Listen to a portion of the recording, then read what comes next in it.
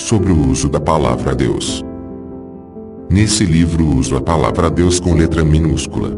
Muitas pessoas religiosas vão ficar bastante chateadas com isso, mas a explicação é simples. Deus, quando não especificado, é uma palavra genérica.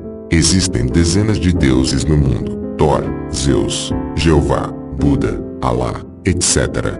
O uso da palavra Deus com letra maiúscula é feita no mundo ocidental com o objetivo de reduzir a discussão apenas ao Deus bíblico. Mas isso é incorreto em qualquer sociedade onde existem culturas que possuem várias religiões e deuses.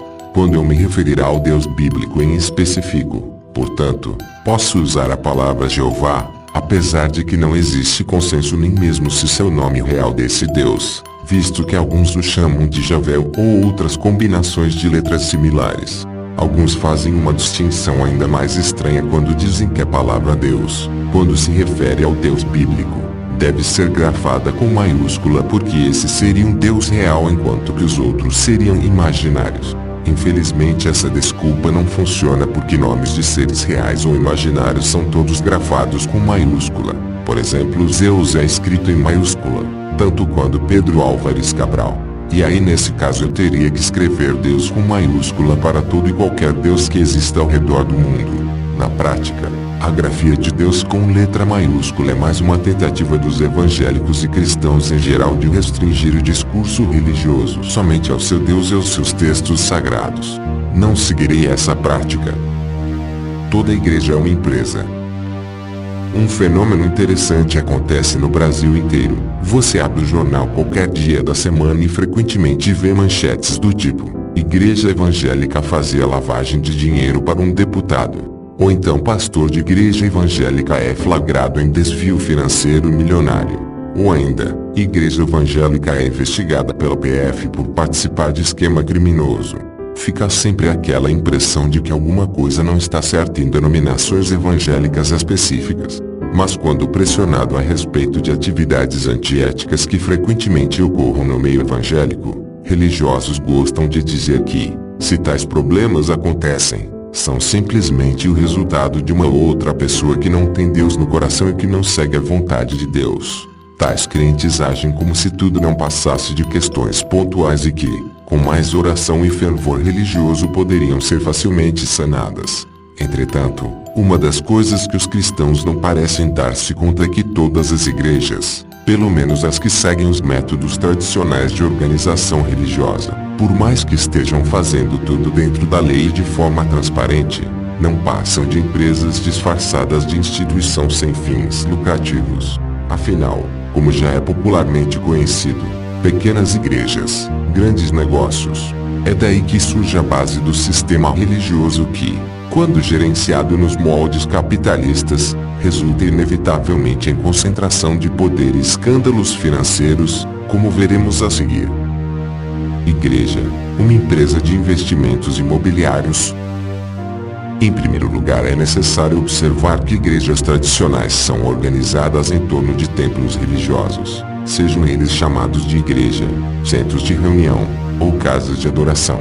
Assim que uma comunidade cristã começa a se agregar, uma das primeiras atividades que eles promovem é a de levantar fundos para a construção de um templo onde eles possam regularmente reunir-se. Engraçado que, aparentemente, a sociedade civil, teoricamente laica, simplesmente adora que religiosos façam isso, já que, como se sabe, sempre existe uma série de vantagens que são oferecidas a essas instituições religiosas, como por exemplo o não pagamento de impostos prediais e territoriais. Tais vantagens muitas vezes não existem nem para quem constrói escolas, hospitais, ou mesmo centros de reuniões para outros grupos sociais ou atividades comunitárias. Como religiões têm a possibilidade de construir templos sem nenhuma necessidade de pagamento de impostos. O primeiro resultado disso é que, uma vez que tais templos sejam construídos, a instituição religiosa se torna controladora de uma grande fortuna em propriedades urbanas ou rurais. E isso não é um fenômeno moderno. Não é segredo para ninguém que a instituição que até hoje é proprietária da maior fortuna mundial, em termos de terrenos e prédios, é a Igreja Católica. Eles espertamente entenderam, e isso há mais de 16 séculos, que o caminho ideal para a criação e manutenção de fortunas é o de receber doações de terrenos e prédios, e ao mesmo tempo mantê-los livres de impostos usando todos os artifícios possíveis. Por isso a primeira coisa que líderes evangélicos tentam fazer quando chegam ao poder é acabar com todo tipo de imposto sobre propriedades religiosas. Vejam vocês que todas as igrejas, católicas ou evangélicas, são administradas assim por sua própria natureza, o que também se reflete no seu modus operandi. Apesar de serem instituições que vivem de doações, elas têm pouco interesse em construir igrejas em lugares de menor custo. Pelo contrário, igrejas são normalmente situadas em lotes muito bem localizados, geralmente em regiões centrais das maiores cidades do país. A Igreja Católica novamente dá o exemplo. Em qualquer cidade do Brasil pode-se ver uma igreja localizada tipicamente nas áreas mais centrais. E quando a cidade é pequena, a igreja é construída praticamente no centro da cidade. Outras denominações fazem o mesmo, obviamente no limite de quanto dinheiro elas consigam arrecadar para seu crescimento imobiliário. Mas isso não é só no Brasil, já que o mesmo fenômeno acontece no mundo inteiro. Em Nova York encontra-se a avenida com o maior valor comercial do mundo, a Quinta Avenida em Manhattan. Mesmo lá você verá pelo menos 2 imponentes templos católicos, além de outros de variadas denominações protestantes. Todas essas propriedades fazem com que igrejas cristãs se constituam inevitavelmente num fundo de investimento imobiliário que está sempre crescendo. Afinal de contas, não apenas os fiéis cristãos estão constantemente trabalhando para construir novos templos, mas os templos antigos estão sendo expandidos e, portanto, aumentando em valor. Se você nunca tinha reparado nisso, infelizmente é que você nunca parou para pensar com a mente de um típico líder religioso.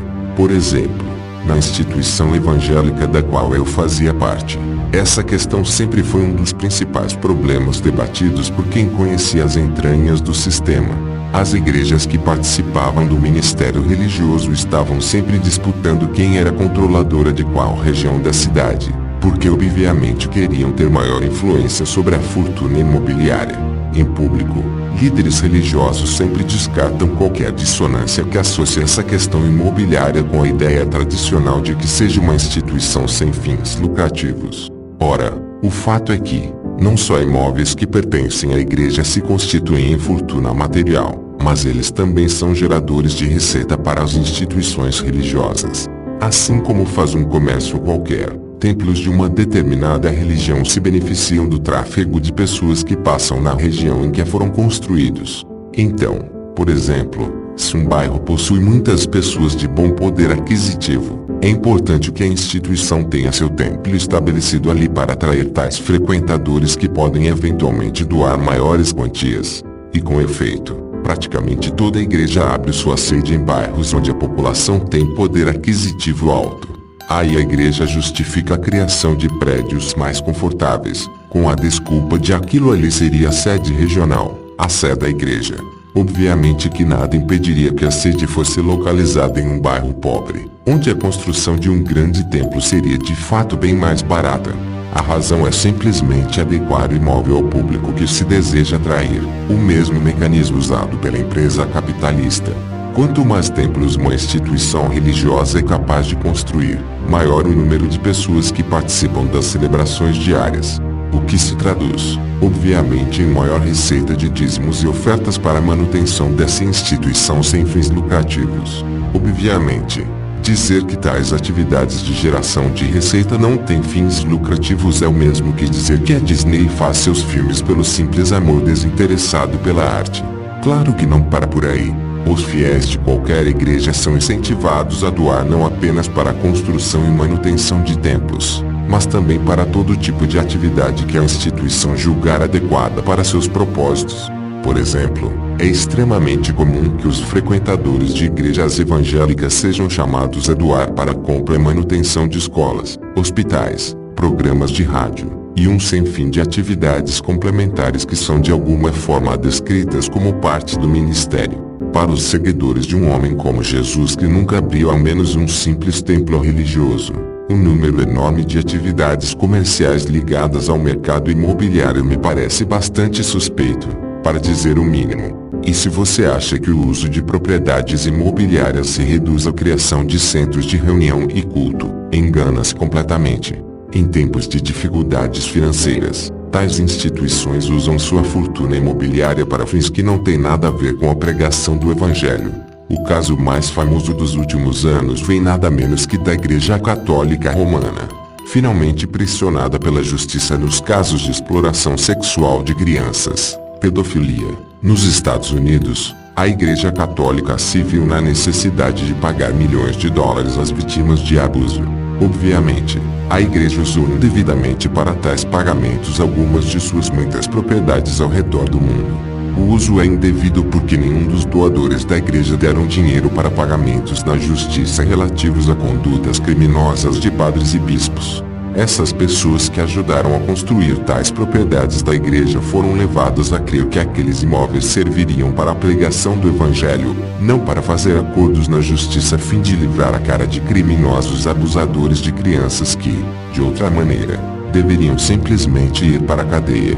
Outro caso famoso também se passou nos Estados Unidos. Casos semelhantes ocorrem no Brasil diariamente, mas a justiça raramente tem força para se indispor contra essas instituições religiosas. Um popular pregador evangélico conhecido como Jimmy Swaggart, que se tornou famoso até mesmo no Brasil durante os anos 80, foi flagrado repetidamente na companhia de prostitutas. Jornalistas locais registraram mais de um flagrante feito na saída de motéis da cidadezinha onde morava.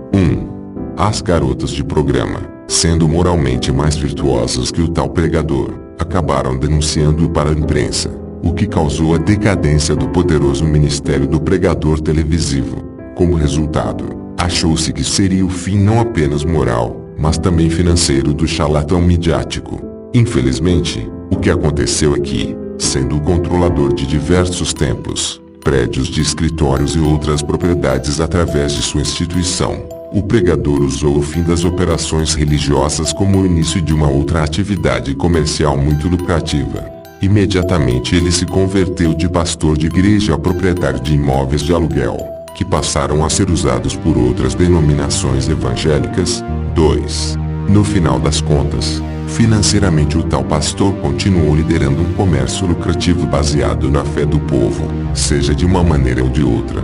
O famoso jornal New York Times afirmou o seguinte acerca das finanças desse pastor hipócrita.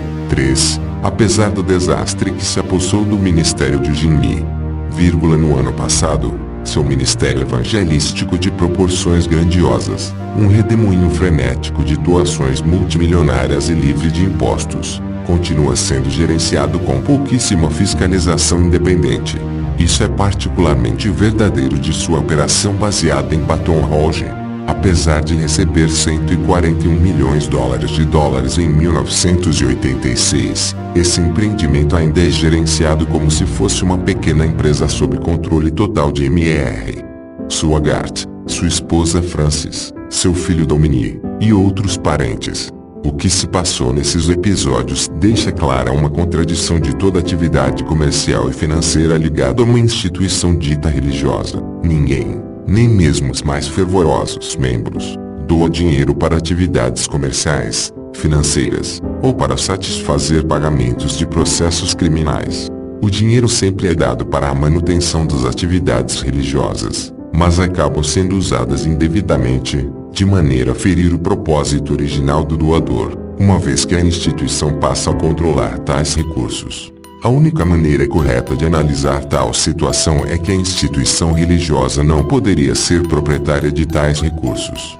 No máximo eles deveriam ser usuários dessas propriedades, pelas quais, lembre-se, eles não pagam impostos de qualquer forma. Na ausência de atividade religiosa, templos e outros prédios e propriedades usados por instituições religiosas deveriam ser restituídos para a população, por exemplo transformados em museus, escolas, bibliotecas e outros estabelecimentos de interesse público.